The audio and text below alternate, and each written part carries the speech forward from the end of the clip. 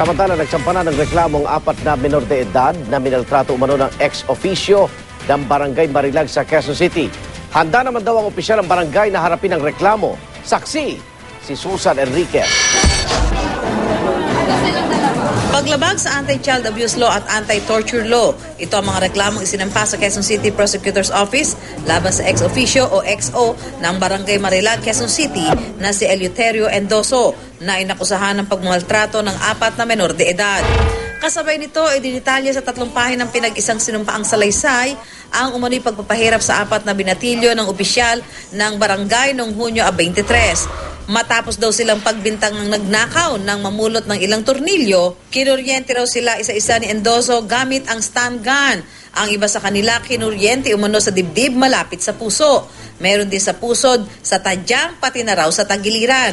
Kinuryente ng 4 na beses sa CR po. Ay 3 beses. 3 beses po sa CR, 1 beses sa labas. Dito po. Ang pinakamatanda nga sa kanila, pinasubo pa umano ng tornilyo ng halos 4 na oras. Hindi pinalunok yung piano lang sa pinasubo. 4 na oras. Bakit daw? Para daw magtino kami. Hangad po namin talaga yung kung paano niyang pinahirapan yung anak namin, ganun din siya. Makulong po siya. Si Endoso na una nang itinanggi ang paratang, sinabing handa raw siyang harapin ang mga reklamo. Dahil sinampa po nila yung kaso, di haharapin ko na lang din po yun sa court.